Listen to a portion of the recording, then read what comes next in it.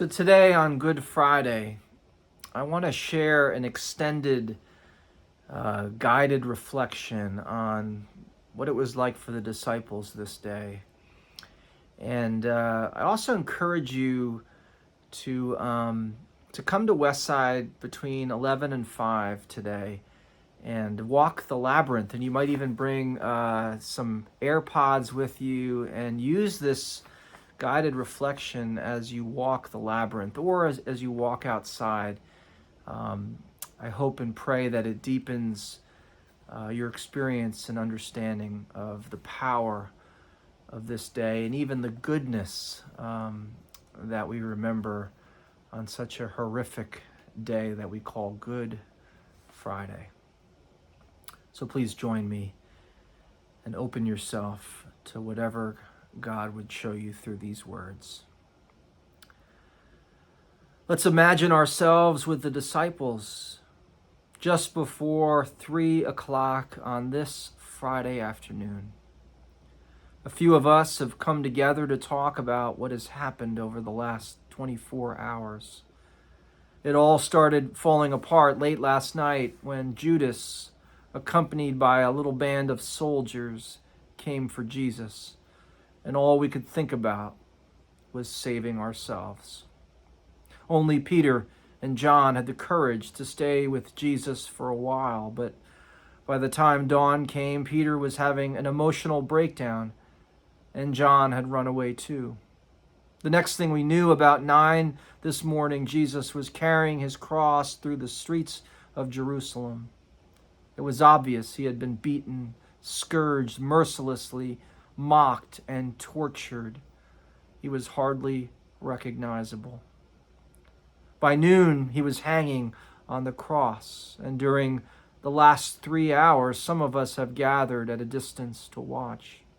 We've been silent, lost in our own thoughts, but no doubt all our thoughts have been running the same circuit through the same shared memories. We've been remembering last evening in the garden before Judas showed up. We kept falling asleep as Jesus prayed, "My Father, if it is possible, take this cup of suffering away from me. However, not what I want, but what you want." With tears and in great distress, he prayed a second and third time, but the thrust of his prayer shifted from what might be possible to what might not be possible. "My Father, if it is not possible that this cup be taken away unless I drink it, then let it be what you want." In the second and third prayers, he was clearly preparing to die. But why? Why was there no other way? Why did this good man, the best we have ever known, the best we have ever imagined, have to face torture and execution as if he were some evil monster?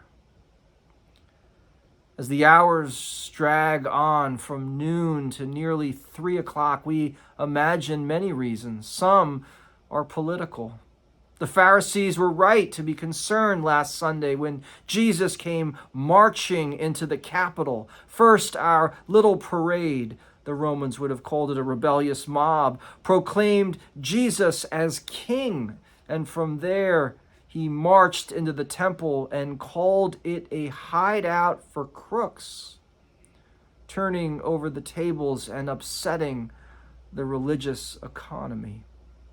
Only a fool would do things like these without expecting consequences. Jesus was no fool. We think about more spiritual reasons for this to happen. Jesus had told us again and again that God is different from our assumptions, and we've assumed that God was righteous and pure in a way that makes God hate the unrighteous and impure. But Jesus has told us that God is pure love, so overflowing in goodness that God pours out compassion on the pure and impure alike. He not only has told us of God's unbounded compassion, he has embodied it every day as we have walked this road with him, in the way he has sat at table with everyone, in the way he has never been afraid to be called a friend of sinners, in the way he has touched untouchables and refused to condemn even the most notorious of sinners. He has embodied for us a very different vision of what God is like. At dinner last night, when he knelt down and washed our feet, and later when he called us his friends, what was that supposed to mean? Was he trying to show us that God isn't a dictator high in the sky, eager for us to cower in fear at his feet? Was he inviting us to think of God as the one who is down here with us, who stoops low and touches our feet as a servant would? Was he telling us that God would rather cleanse us than condemn us? If that was the case last night, what could this horrible day be trying to show us? Could there be any meaning in this catastrophe playing out before us now?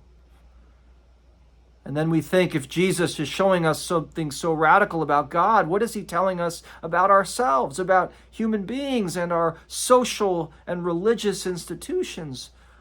What does it mean when our political leaders and our religious leaders come together to mock and torture and kill God's messenger, God's beloved child, God's best and brightest? How misguided can our nation be?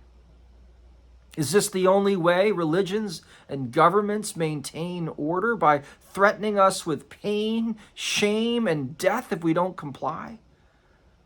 And is this how they unify us, by turning us into a mob that comes together in its shared hatred of the latest failure, loser, rebel, criminal, outcast, or prophet?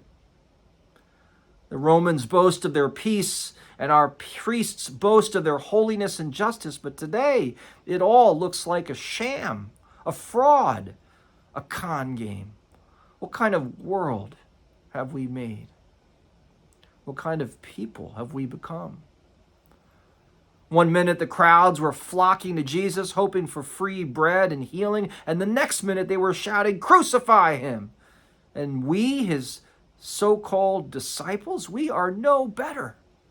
One minute we were eating a meal with him, and he was calling us his friends, and now here we stand at a distance, unwilling to identify ourselves with him, and so risk what he's going through. It has grown strangely dark now, in the middle of the afternoon. And in the darkness, even from this distance, we can hear Jesus. "Father, forgive them," he shouts, "for they do not know what they're doing." Forgive them? Forgive us? Our thoughts bring us again to the garden last night, when Jesus asked if there could be any other way. And now it seems clear. There could be no other way to show us what God is truly like. God is not revealed in killing and conquest. God is not revealed in violence and hate. God is revealed in this crucified man, giving of himself to the very last breath, giving and forgiving. And there could be no other way to show us what we are truly like. We do not know what we are doing. Indeed.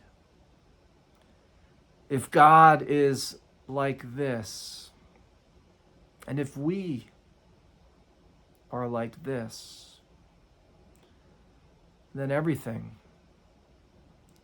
must change. Everything must change.